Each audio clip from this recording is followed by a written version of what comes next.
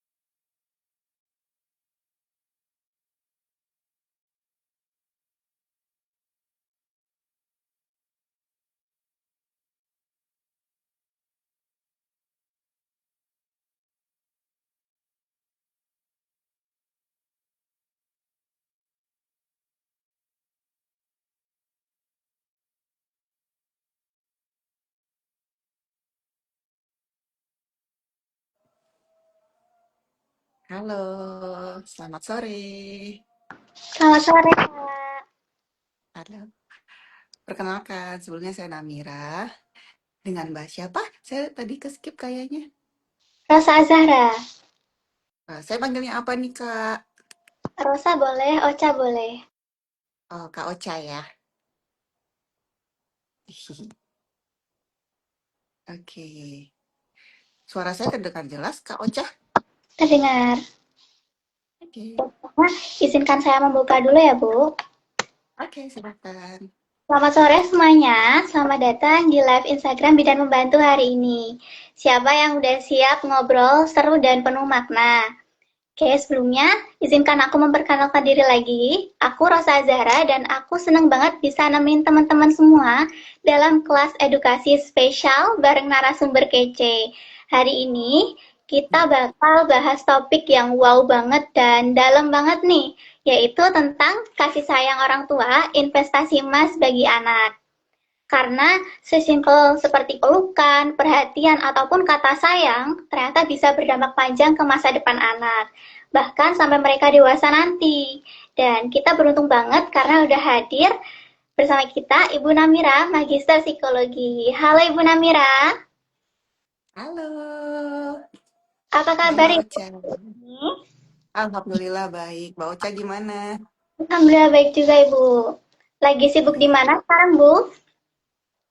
Kalau sekarang saya sih kesibukannya selain saya sebagai psikolog di salah satu perusahaan migas, alhamdulillahnya saya juga bersama Sehra Consulting, di Instagramnya sekarang saya live, itu kita lagi mengembangkan suatu wadah edukasi dan tempat yang aman bagi mungkin teman-teman yang ingin bercerita atau mengenal dirinya lebih banyak.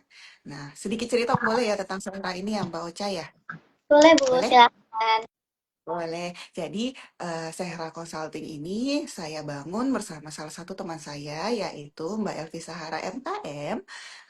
Kita bertujuan supaya gimana nih teman-teman yang ada warganet ya, netizen kita juga bisa dapatkan edukasi terkait dengan kesehatan mental atau kesehatan fisik secara umum. Gitu. Wah, menarik banget ya Bu. Nah, buat teman-teman bisa langsung follow ya. Oke, Makasih. Ya, oke Bu. Ini tema kita tuh sebenarnya deket banget ya sama keseharian kita. Banyak nih dari Mhm, kita yang dulu tumbuh tanpa banyak pelukan, tanpa kata sayang, dan bahkan nggak bisa ngobrol soal perasaan bareng orang tua mereka. Nah, mhm. menurut Ibu, hal-hal kayak gini tuh bisa nggak sih berdampak ke cara kita untuk mengekspresikan kasih sayang atau bahkan membentuk hubungan saat dewasa nanti? Nah, apalagi nanti saat menjadi orang tua. Oke, menarik nih pertanyaannya. Karena pastinya untuk kita, sebagian dari kita yang mungkin berasal dari generasi tahun 90-an ke bawah, itu mungkin mempunyai karakter orang tua yang mirip-mirip gitu kan ya. Dimana karakter orang tua kita yang dulu-dulu itu adalah orang yang mungkin tidak terlalu bisa mengekspresikan perasaannya, kayak tadi tanda sayangnya, pelukan-pelukan gitu kan. Kayaknya orang zaman dulu kalau kita lihat itu nggak biasa dengan yang seperti itu, ya kan ya? Yang pada akhirnya, yang mungkin yang generasi sekarang, kita di usia-usia yang sekarang ini, kita jadi bingung. Gimana ya cara menunjukkan kasih sayang gitu kan ya. Karena bisa jadi ya karena kita yang lalu waktu kecil tuh nggak pernah diajarin. Bukan nggak pernah diajarin ya. Kita nggak pernah melihat bagaimana orang tua kita mengekspresikan rasa sayang. Mungkin pengekspresian rasa sayang kita, orang tua kita zaman dulu itu lebih ke mensupport makanan, mensupport pendidikan, tapi kayak misalnya sentuhan gitu, kayak misalnya kamu kenapa nak? Itu tidak semua orang tua mungkin bisa melakukan seperti itu. Artinya ini pastinya juga akan apa ya, memberikan dampak-dampak tertentu. Kenapa? Karena di masa sekarang tuh ketika memang bertemu kita misalnya mau jadi orang tua gitu kan ya. Artinya kita juga bingung mungkin gimana ya. Saya tuh sayang nih sama anak saya, tapi saya bingung gimana saya menunjukkan rasa sayang itu. Itu pasti akan ada dampaknya. Tapi balik lagi di sini kita tidak akan bukan topiknya untuk menyalahkan bagaimana parenting di zaman dulu gitu kan ya. Karena tadinya parenting di zaman dulu itu ya mungkin orang tua kita memang belum paham gitu. Atau memang apa ya, situasi lingkungan yang saat itu mengharuskan mereka tidak banyak in charge sama anak-anaknya. Ya nggak sih Mbak Ocha? Iya Bu, bener banget. Mhm. Lanjut ya Bu, kita juga Mhm.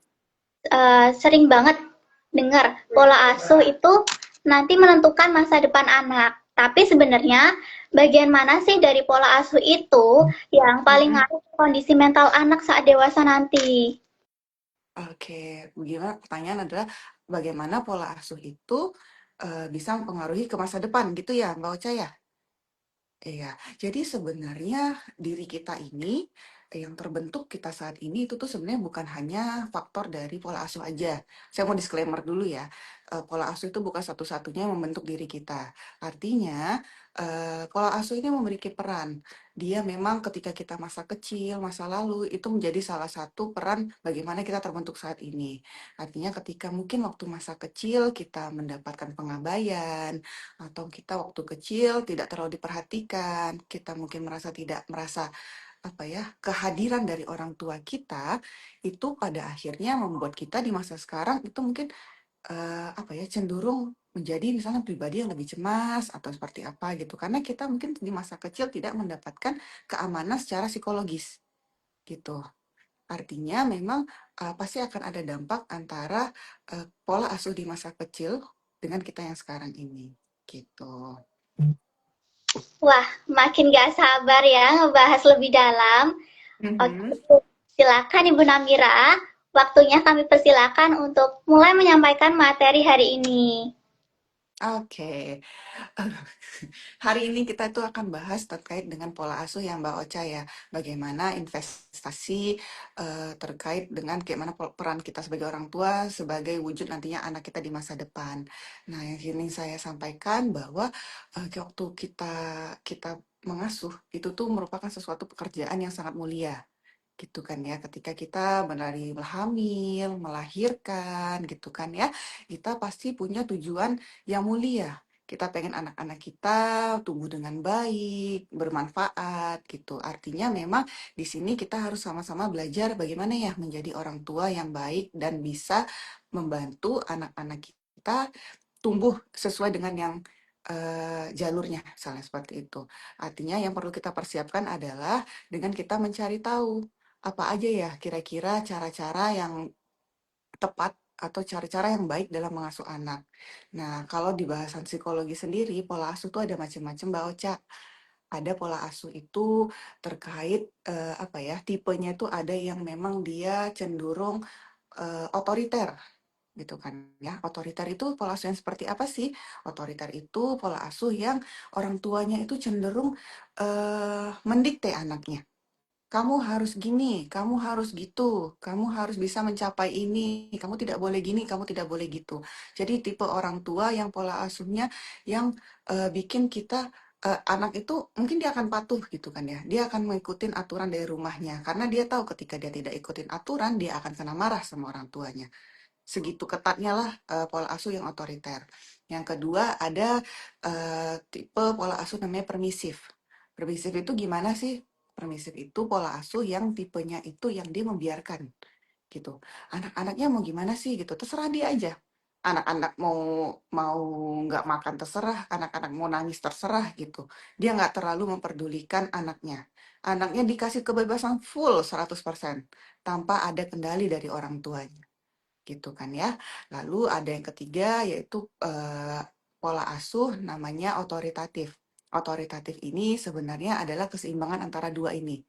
Artinya otoritatif ini kita tetap berperan sebagai orang tua yang satu membebaskan tapi tetap dalam koridor. Artinya kita juga orang tua juga mempunyai aturan-aturan tertentu atau nilai-nilai tertentu yang kita ajarkan kepada anak. Jadi anak juga dikasih apa ya, kasih celah untuk berdemokratif dengan kita gitu. Jadi anak-anak ini tidak hanya didikte, tapi dia juga ditanyakan menurut kamu gimana gitu.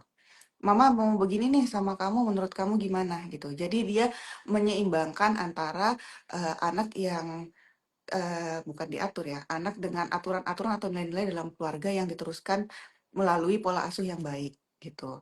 Nah, tentunya ketika memang pola asuhnya tadi kita udah melakukan yang terbaik, kita kasih dia untuk jeda untuk berkembang, bertumbuh, artinya itu nanti bisa bermanfaat dengan rasa berharga diri anak itu tersebut. Kenapa? Karena dengan dia didengarkan pendapatnya, dia didengarkan terkait perasaan-perasaannya, anak itu jadinya mengenal diri dia gitu. Dia bisa menghadapi tantangan-tantangan gitu. Misalnya kan dalam keseharian pasti anak-anak kan juga belajar ya, bukan hanya kita sebagai orang dewasa saja yang belajar, tapi mereka kan setiap harinya belajar, mau minta mainan tapi nggak dikasih, misalnya seperti dia pengen main, dia pengen makan, tapi mungkin masih belum dapat, gitu kan ada pelajaran-pelajaran tertentu. Artinya ketika anak masih kecil, mereka kan belajar tuh rintangan-rintangan dalam keseharian. Nah, ketika kita punya pola asuh yang demokratif, itu tuh kita memberikan celah anak untuk belajar.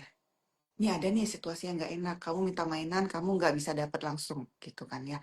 Gimana? Kita sebagai orang tua gimana? Misalnya kita sebagai orang tua, kamu boleh dapat ini, tapi eh, tapi nanti ya, gitu. Kita misalnya mengajarkan dia self control, gitu kan ya. Atau misalnya kamu pengen pengen apa gitu kita dengerin gimana perasaan kamu gitu kan ya sebagai kita sebagai orang tua hadir dalam membersamai anak begitupun juga keberhasilan dan kegagalan kadangkala ketika kita anak-anak ini kan juga misalnya dia sekolah atau dia bermain deh bermain dia bermain sama teman-temannya nah anak-anak itu harus diajarkan juga bahwa tidak setiap situasi ia harus menang gitu. Artinya, apa ya, kadangkala memang situasinya dia harus belajar kalah. Kenapa? Supaya dia ke depannya di masa dewasanya, dia bisa tahu nih, oh ternyata wajar ya saya kalah. Gitu. Oh ternyata nggak apa-apa ya saya kalah. Tapi yang sebagai orang tua, kita harus mendampingi anak-anak kita dan kegagalan. Karena di masa kecil kan mereka belum paham. Artinya bangkit lagi itu seperti apa. Jadi, memang peran orang tua itu sangat besar. Kita harus mendampingi dia tanpa menghakimi, tanpa bilang, ah kamu sih nggak pintar, gitu. Jangan. Kenapa itu? Karena akan menurunkan harga diri si anak. Tapi kita sebagai orang tua, oh kenapa? Apa yang buat kamu belum bisa? Kenapa? Apa yang buat kamu sulit? Oh ini kamu belum paham ini ya. Jadi sebagai orang tua kita mau encourage anak-anak kita supaya dia bisa menghadapi tantangan di kesehariannya. Supaya apa? Ya investasinya di masa depan. di masa depan ketika nanti dia menghadapi situasi sulit, dia nggak cenderung menyerah.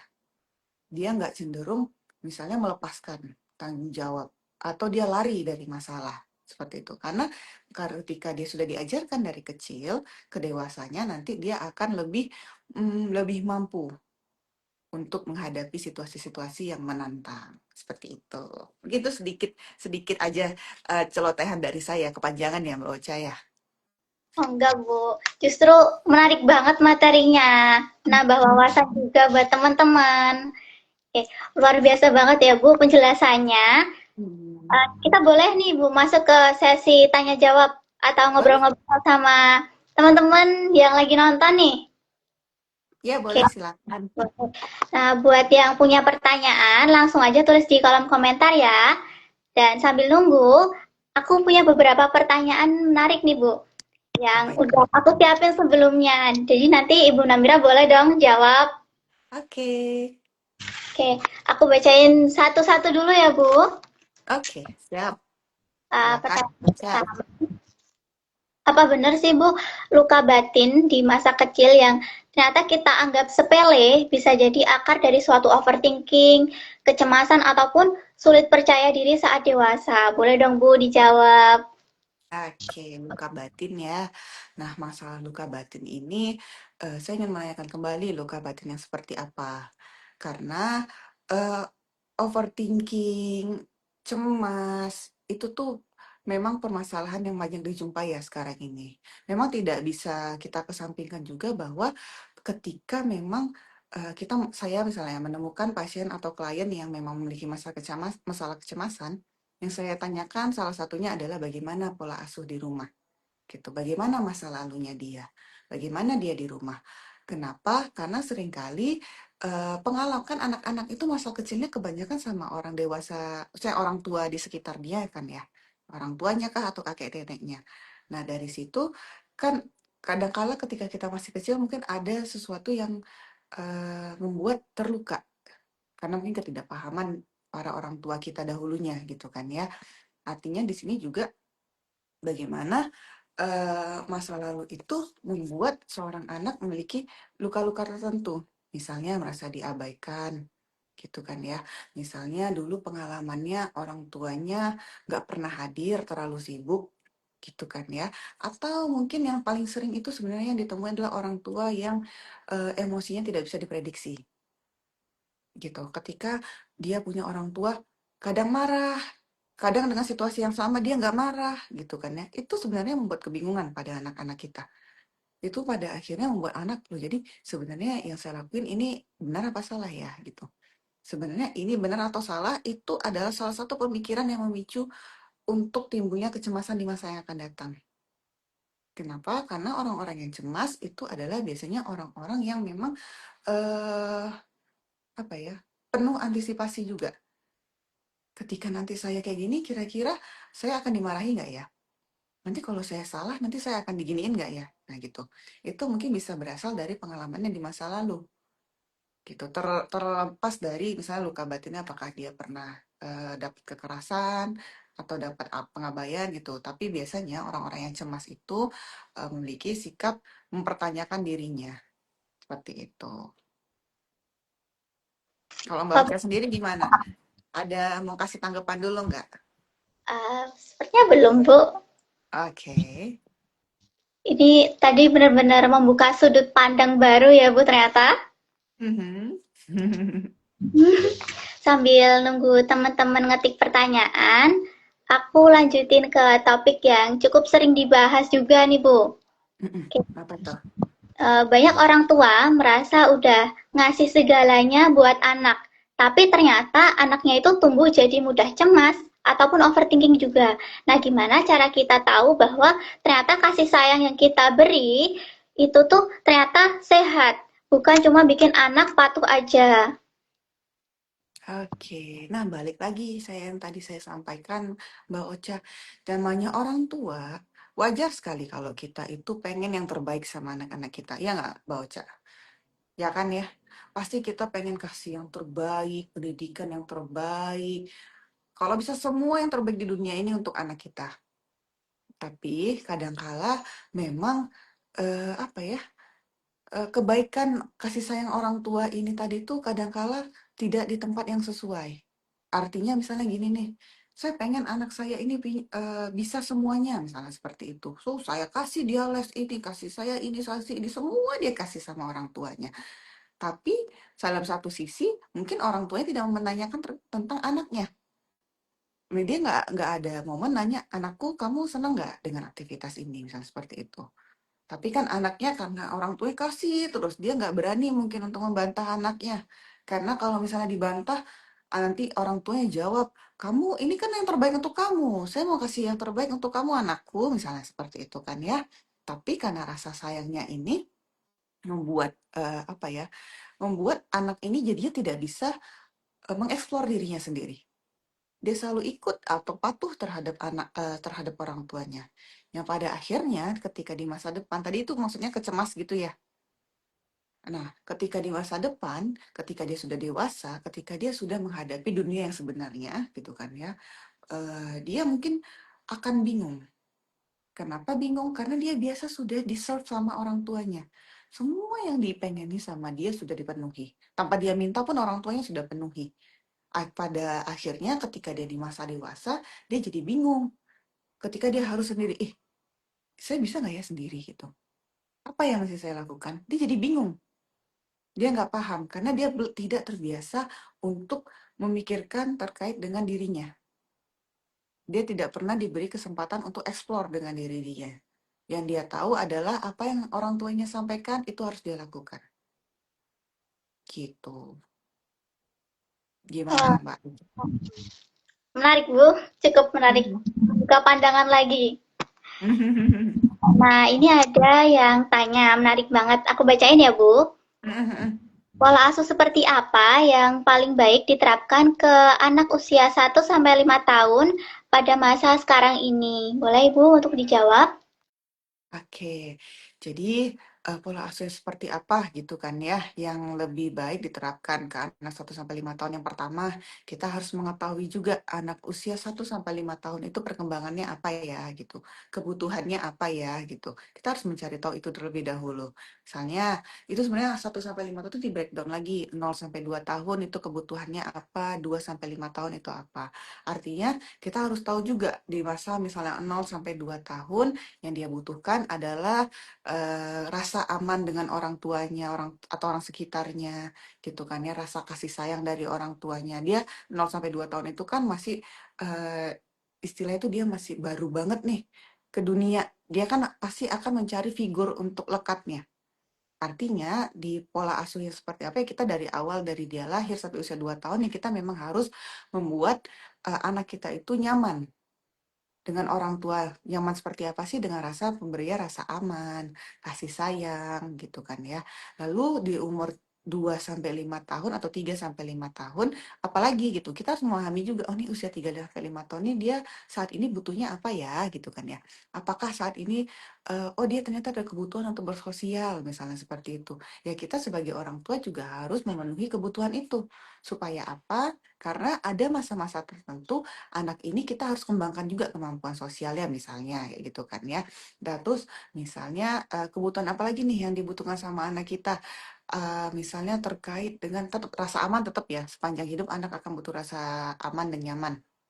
Misalnya dia sudah butuh untuk diajarkan menghadapi situasi-situasi yang memang menantang misalnya seperti itu. Misalnya dalam permainan-permainan atau games-games yang memang memancing daya ketangguhan dari si anak, misalnya seperti itu. Artinya kita harus memperhatikan juga di masa usia anak kita di misalnya range-range tertentu, apa kebutuhannya, dan apa yang mesti kita kembangkan, gitu. Tapi balik lagi ya, teman-teman, pola asuh itu tidak ada sesuatu yang kaku.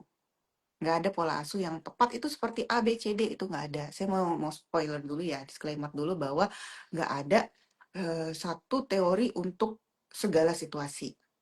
Artinya, mungkin saya bilang, loh yang idealnya itu seperti ini, misalnya gitu kan ya. Yang idealnya itu adalah kamu harus begini, kamu harus begitu. Tapi kadangkala di lapangan atau ketika ketemu sama anaknya, kadangkala tidak bisa seideal itu. Artinya pun kita sebagai orang tua harus fleksibel juga Fleksibel dalam artian kita harus melihat sebagaimana anak kita.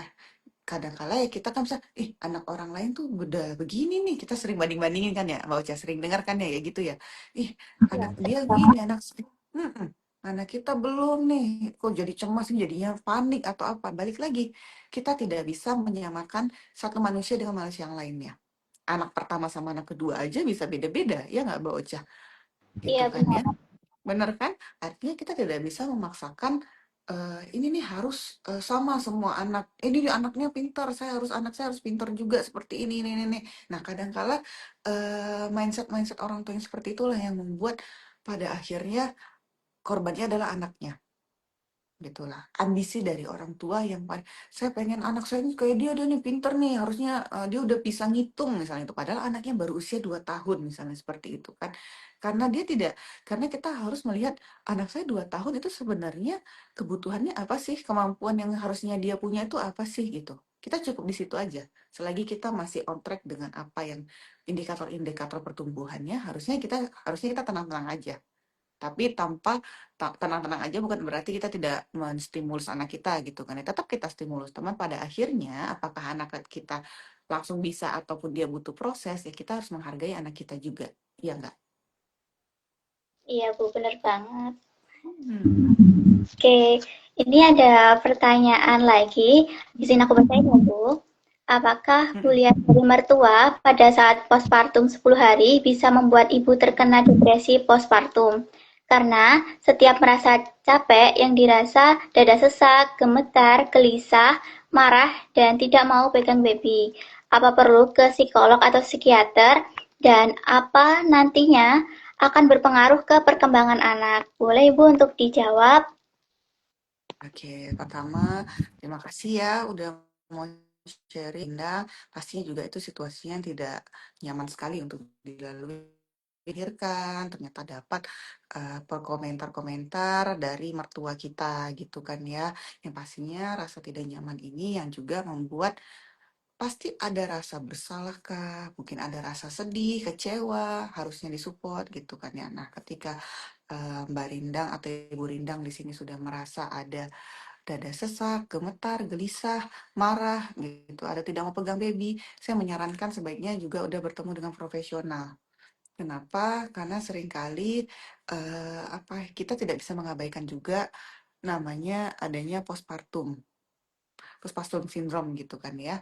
Artinya orang yang baru melahirkan itu pasti dinamika dinamika apa ya? Perubahan hidupnya pasti apa ya? Ketika kita dari tidak bukan seorang ibu tiba-tiba melahirkan seorang anak, itu kan perannya tuh sangat switch gitu kan ya.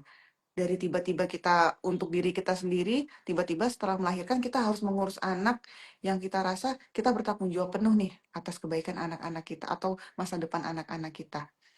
Artinya itu pasti rasanya tidak menyenangkan. Adaptasi peran baru itu pasti butuh support yang sangat besar dari sekitar, dari suami atau orang-orang sekitar kita.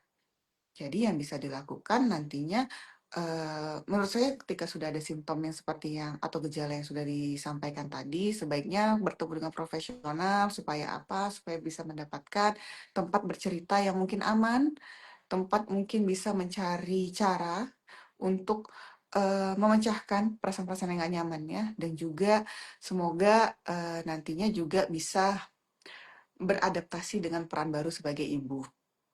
Itu dengan adanya ya celotehan dari mertua kah atau seperti apa. Jadi pribadi yang kuat, jadi ibu yang kuat. Dan apakah nanti akan berpengaruh ke perkembangan anak? Nah, ini pastinya juga anak itu walaupun misalnya dia belum bisa berbicara, dia belum bisa merespon, dia bisa merasakan. Ya kan? Dia bisa merasakan bagaimana ibunya, bagaimana orang di sekitarnya. Apalagi ibunya ya, ibunya kan adalah figur yang sangat lekat. Apalagi ketika menyusui, kan selalu sama ibunya. Pasti dia bisa merasakan apa yang dirasakan ibunya. Tapi di sini bukan berarti akan menjadi sesuatu yang pasti jadi buruk nih anaknya. Kedepannya anaknya pasti akan jadi seperti itu. Jangan di situ mikirnya. Mikirnya adalah oke, saya ini udah butuh bantuan nih sepertinya. Saya udah mulai nggak nyaman supaya eh nanti ke depannya supaya saya tidak baik-baik saja. Ketika anaknya semakin banyak pengaruhnya, sebaiknya saya juga harus mencari obat untuk diri saya gitu. Jadi sebaiknya saya sarankan kalau sudah case-nya seperti ini, temuilah profesional, bisa ke psikolog atau psikiater. Mungkin kalau psikolog saya agak agak iklan dikit ya, mungkin bisa ke Sehra juga gitu, supaya bisa cerita-cerita gitu. Gimana? Sudah menjawabkah?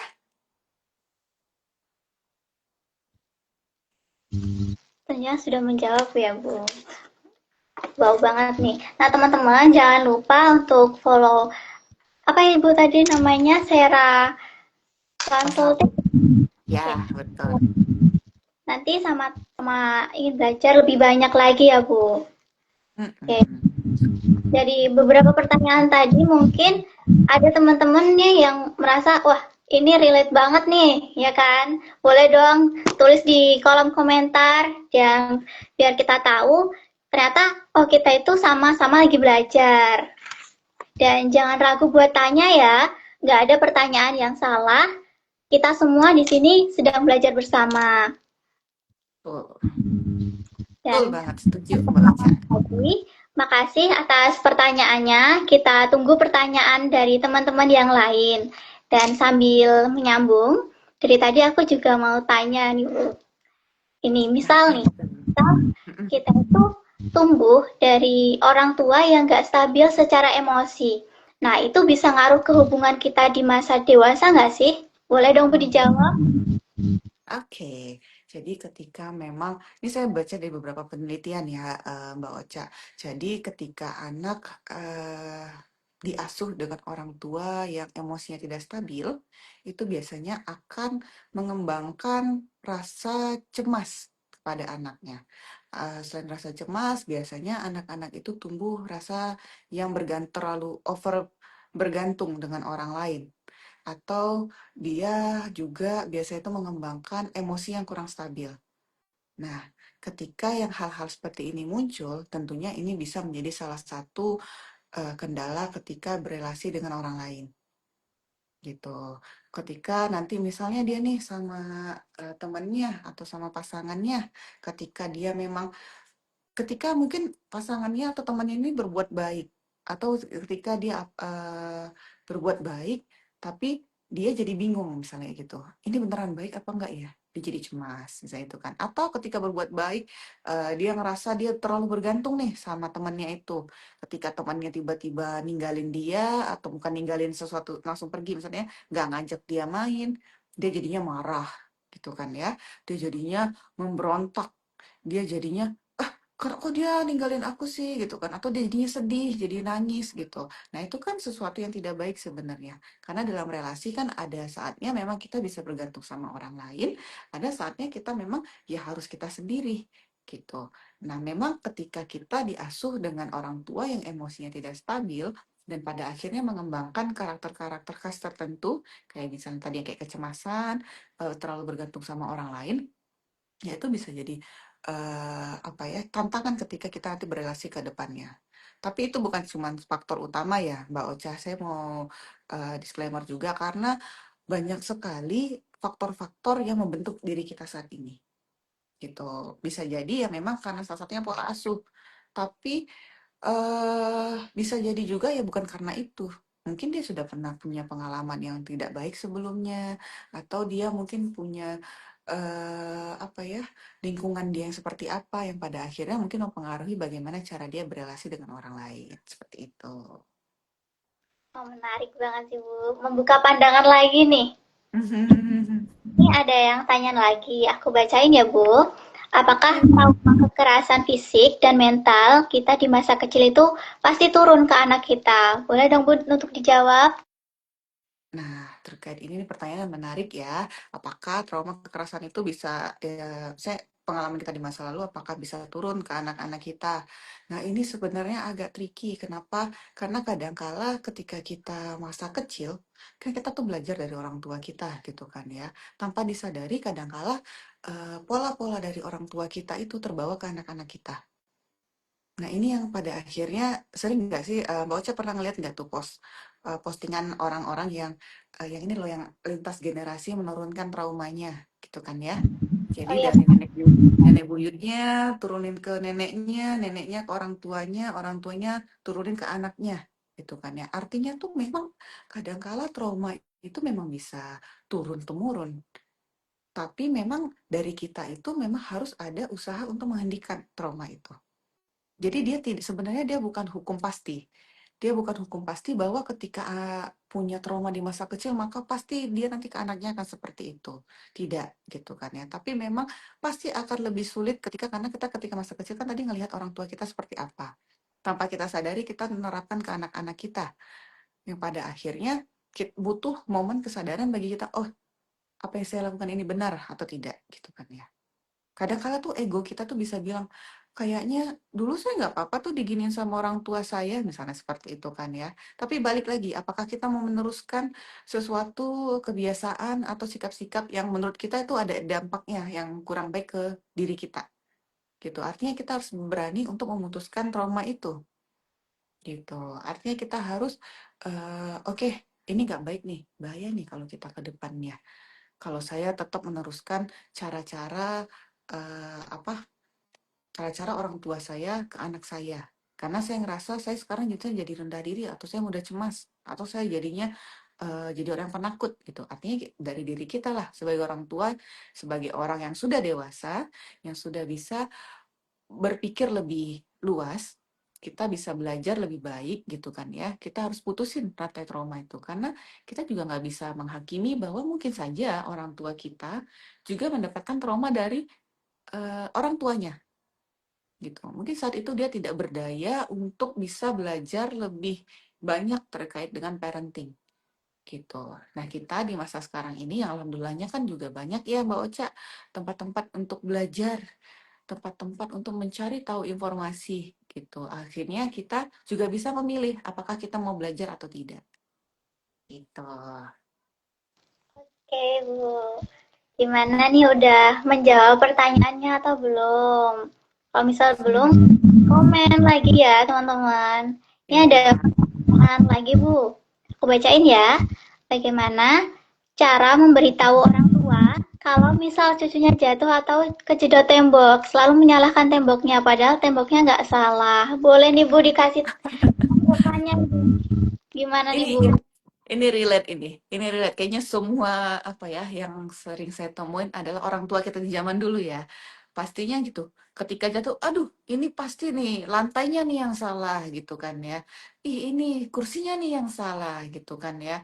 Makanya jahat nih kursinya. Kita menyalahkan sesuatu yang lain gitu kan. Cuman balik lagi nih, Bu Rindang, kadangkala itu hanya memang apa ya?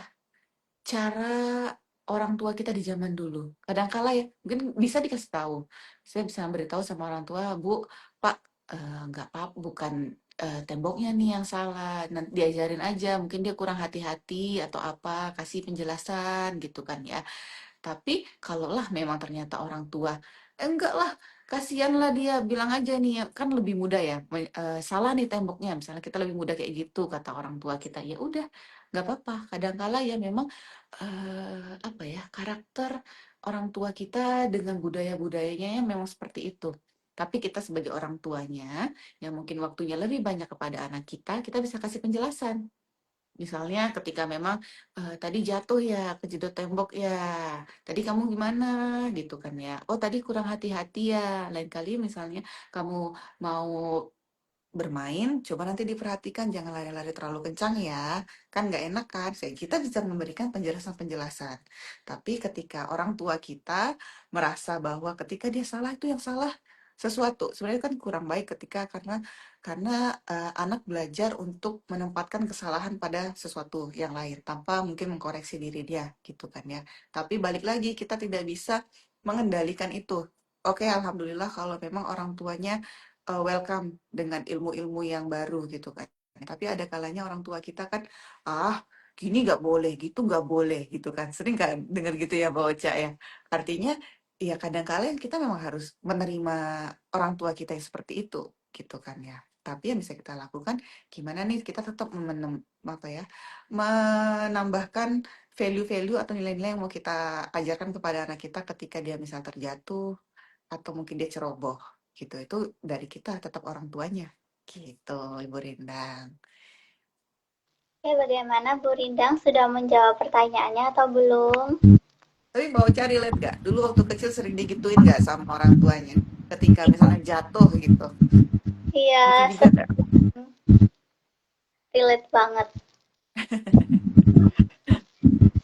Aku sambil menunggu teman-teman ngetik pertanyaan, aku mau tanya lagi nih. Tapi Mm-mm. tentang yang tadi antar generasi nih. Mm-mm. Pertanyaannya, banyak orang tua zaman sekarang sadar bahwa mereka itu membawa luka dari pola asuh yang lama. Nah, gimana sih cara yang sehat untuk mulai memutuskan rantai trauma antar generasi? Boleh dong Nah, Ibu jawab. relate ya dengan yang pertanyaan yang tadi gitu. Artinya kita tidak bisa mengendalikan situasi-situasi yang mungkin kita hadapi di masa lalu, gitu kan ya. Cuman balik lagi kita harus bisa belajar memahami juga bahwa mungkin orang tua kita di zaman dulu itu belum banyak belajar. Atau mungkin situasinya yang memang membuat dia seperti itu. Gitu kan ya. Seperti kita tahu bahwa mungkin di tahun 90-an, di tahun 2000 awal atau tahun 80-an, mungkin kalau teman-teman ada yang dari tahun 80-an, kan situasi apa ya, sekitar itu ada mungkin rasa tidak aman. Karena itu juga bisa mempengaruhi loh bagaimana orang tua. Misalnya nih, sering nih saya mendapatkan bahwa orang tuanya, kenapa ya orang tuanya itu eh takut banget misalnya berbagi misalnya itu. Ya mungkin di masa lalunya dia itu memiliki masa sulit untuk mendapatkan sesuatu gitu. Kenapa? Mungkin saat itu misalnya terjadi krisis moneter yang pada akhirnya membuat keuangan sulit atau sekitarnya jadi panik gitu kan. Itu kan berpengaruh bagaimana dia kejadian itu kan bisa mempengaruhi bagaimana dia menilai. Artinya kita sebagai orang dewasa saat ini kita harus bisa memahami di masa lalu itu sudah terjadi. Masa lalu itu sesuatu yang tidak bisa kita kendalikan. Yang bisa kita kendalikan adalah kita bisa harus memilih nih, saya harus mau meneruskan luka-luka atau problema di masa lalu atau saya mau menghentikannya di sini. Karena ketidaknyamanan kita di masa kecil itu tidak selalu tidak nyaman kan ya. Pastinya di masa kecil kita tidak hanya dapat sesuatu yang menyedihkan saja, pasti banyak hal yang menyenangkan kan ya Mbak Ocha ya. Nah, mari kita fokusnya ke situ. Kita fokusnya adalah, oke, orang tua kita memang tidak sempurna. Ya sekarang kita pun juga bukan orang yang sempurna, tapi ketidaksempurnaan orang tua kita di masa lalu, itu pastinya juga ada hal-hal yang bikin kita bersyukur di masa sekarang.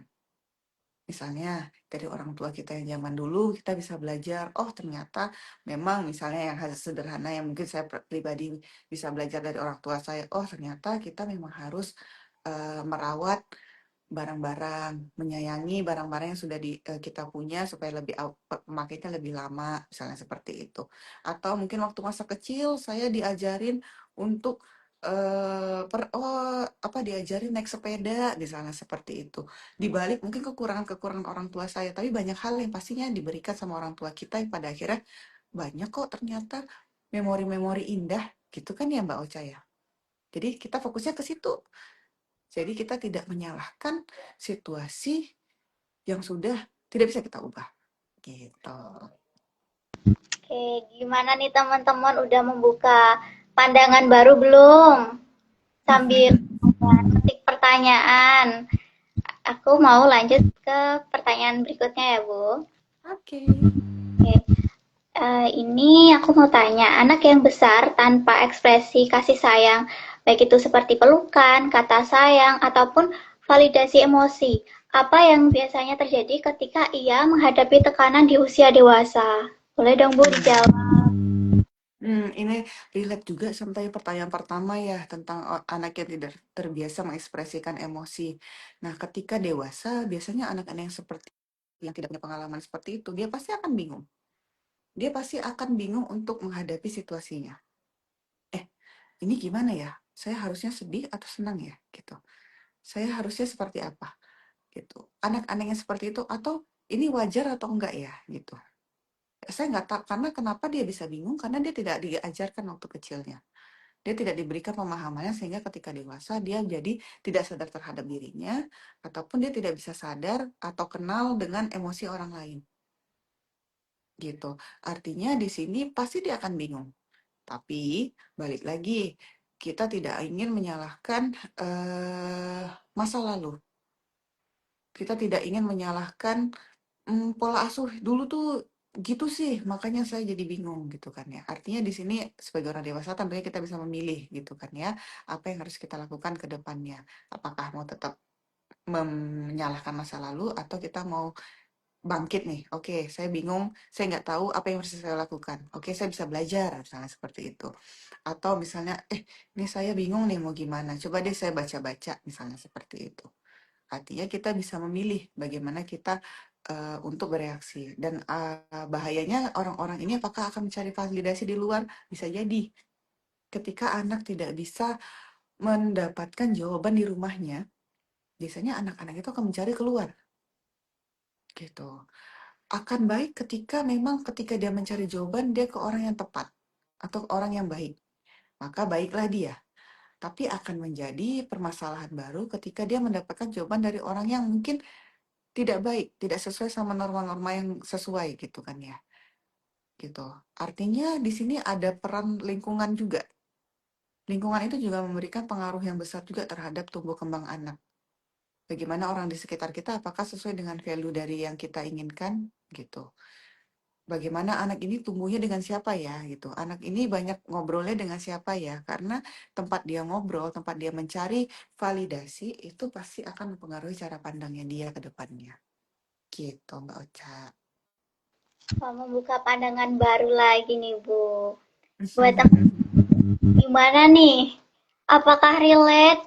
Terus membuka pandangan kalian? Kalian ada yang mau ditanyain, jangan ragu buat tanya. Mumpung kita masih di sesi tanya jawab ya, Bu. Iya. Oke, aku lanjut ke pertanyaan berikutnya sambil nunggu teman-teman tanya ya, Bu. Oke. Kita ke pola asuh. Oke, apa sih tanda-tanda seseorang sedang mengalami efek dari pola asuh yang tidak sehat waktu kecil? Boleh dijawab, Bu? Hmm, apa yang jadi penanda gitu kan ya, ketika kayaknya ini saya udah nggak kebawa nih dari masa lalu.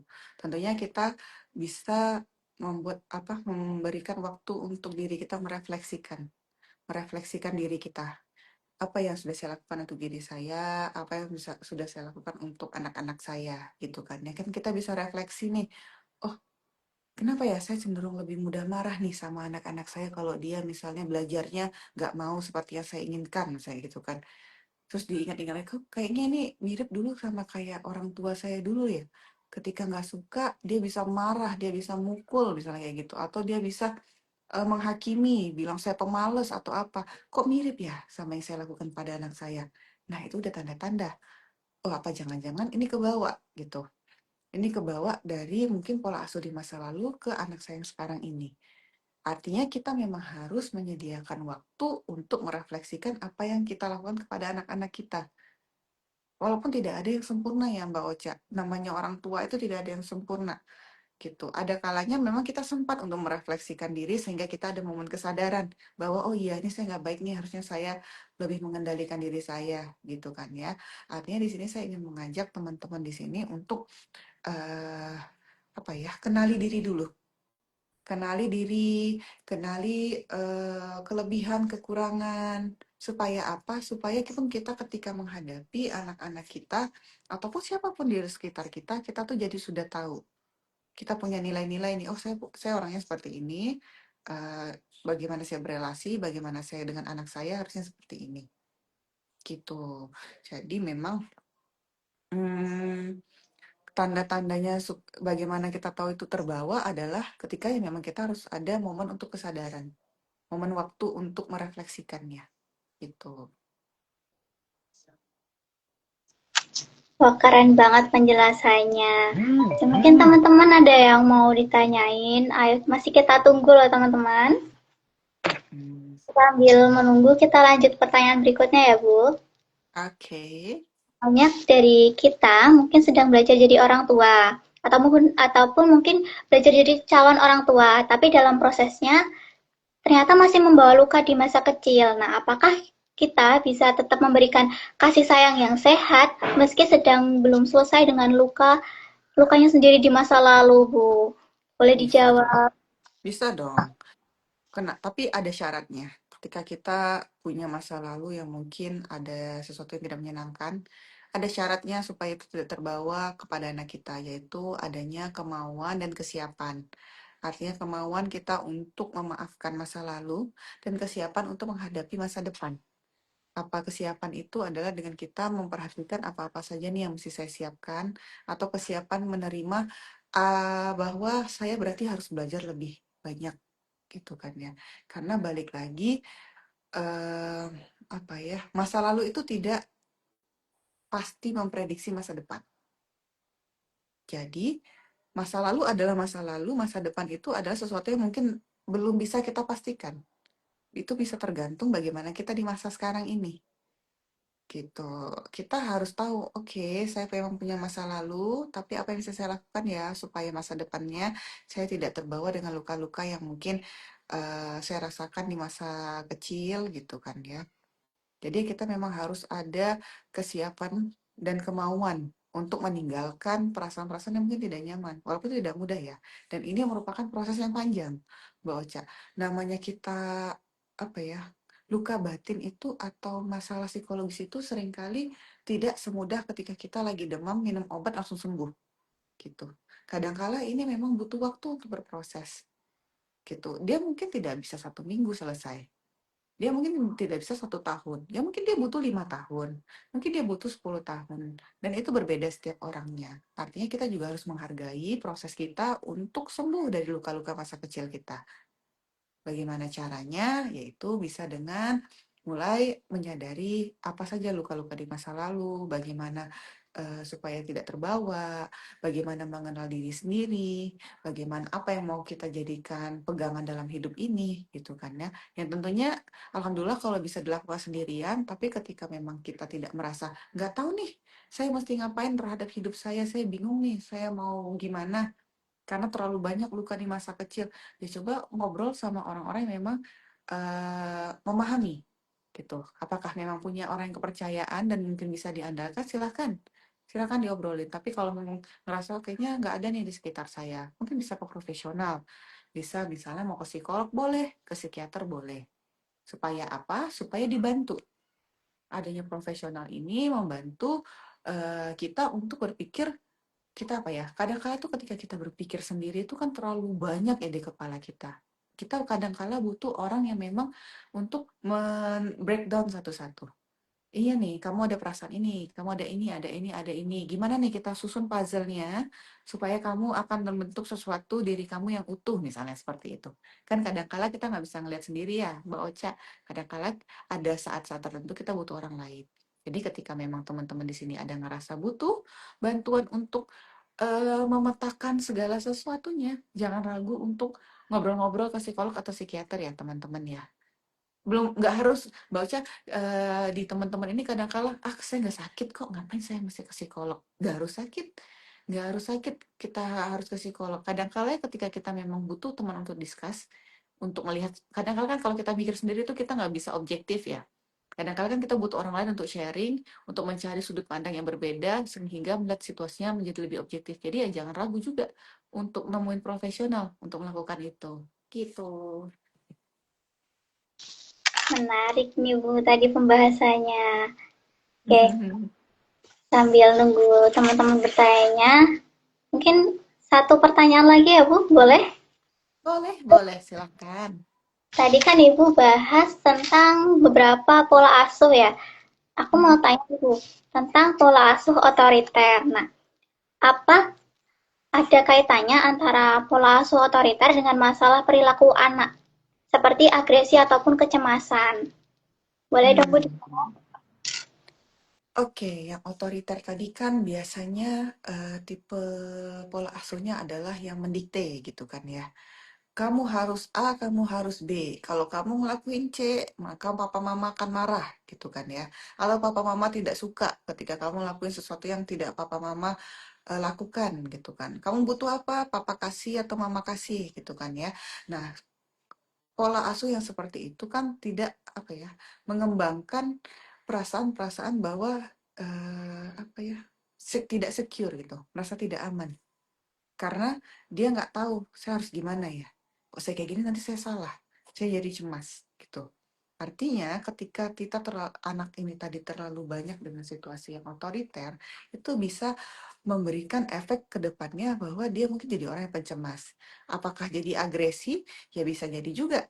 Kenapa? Karena mungkin tadinya dia di rumah eh, otoriter ini belum tentu ada kekerasan ya Mbak Ocha ya. Tapi ketika memang di dalam pengasuhannya ada kekerasan, nah di situ anak jadi belajar juga gitu. Ketika ada orang tuanya melakukan kekerasan, anak biasanya cenderung untuk berbuat kekerasan juga di lingkungannya. Kenapa? Karena kekerasan itu apa ya? Bukan, sorry. Anak itu belajar dari rumah. Ketika dia melihat orang dewasanya melakukan penyelesaian masalahnya adalah dengan kekerasan, maka dia akan belajar itu juga di luar. Dia akan menerapkan itu, yang pada akhirnya mungkin itu jadinya timbul kayak perilaku agresi. Misalnya kita ngelihat nih anak kenapa suka mukul-mukul ya gitu kan ya. Nih anak kenapa suka perilakunya terlalu agresif nih gitu. Nah, yang perlu kita cari tahu adalah bagaimana orang tuanya di rumah atau bagaimana tontonannya gitu. Karena apa? Karena anak itu adalah peniru yang ulung. Peniru yang dia akan belajar dari rumah, dia nggak akan belajar dari siapa-siapa. Di rumah itu bisa jadi dari orang tua, bisa jadi orang dewasa di sekitarnya, atau bisa juga dari tontonan-tontonannya ya, Mbak Ocha, gitu. Jadi itu yang mesti kita pahami dalam pengasuhan ini, gitu. Cukup membuat sudut pandang baru ya Bu. Ternyata waktunya hampir habis ya Bu. Oke, Wah, iya. uh, nggak nggak kerasa nih, udah mau 1 jam aja ya Bu. Buat Mm-mm. teman yang ternyata mungkin baru gabung, kita tadi udah bahas banyak banget insight dari Ibu Namira soal gimana kasih sayang orang tua itu bisa jadi fondasi kuat buat kesehatan mental anaknya ya Bu. Tapi tenang, teman-teman masih bisa simak replaynya nanti ya. Dan siapa tahu kita masih bisa lanjut di sesi berikutnya ya Bu. Iya, boleh, boleh. Sebenarnya ini salah satu tujuan dari kita mengembangkan Sehera, saya dan teman saya mengembangkan Sehera, ada satunya ini, Mbak Ocha, kita pengen memberikan edukasi, kita pengen menjadi orang-orang bisa memberikan manfaat yang baik kepada teman-teman secara luas, gitu. Mungkin teman-teman di sini terima kasih juga dari saya, mengucapkan terima kasih banyak ya tadi atas pertanyaan-pertanyaannya, mungkin yang udah menyaksikan juga, gitu. Oh, ini ada pertanyaan Ibu buka konsul nggak? Nah, jadi teman-teman mungkin yang kalau memang pengen konsul bisa melalui Sehra juga ya, Mbak Ocha ya. Mohon maaf ya, saya promosi ya di sini ya. Bu.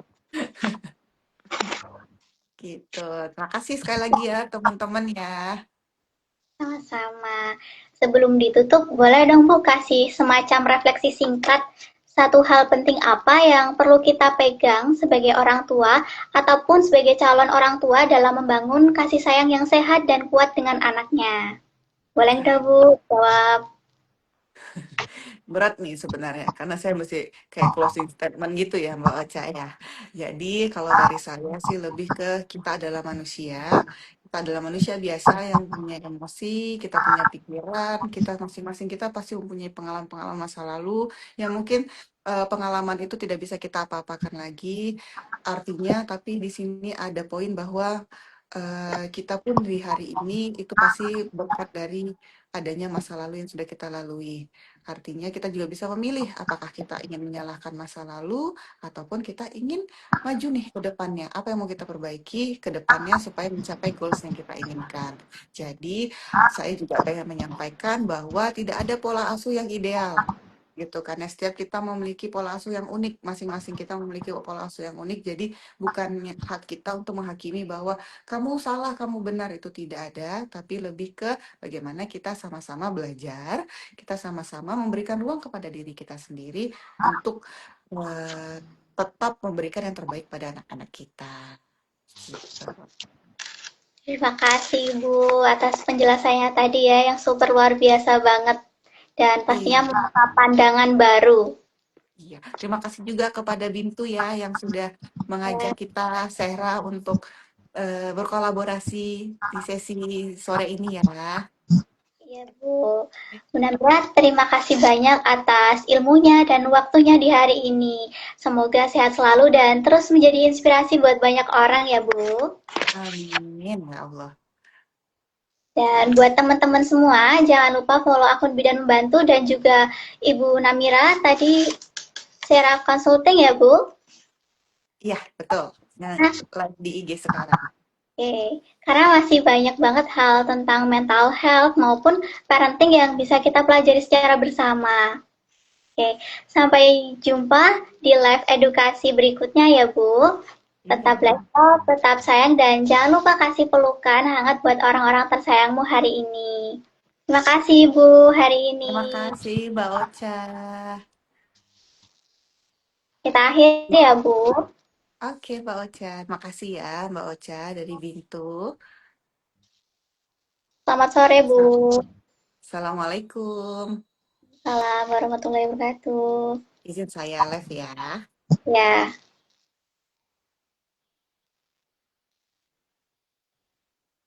terima kasih semua yang udah nonton. Aku izin pamit undur diri ya.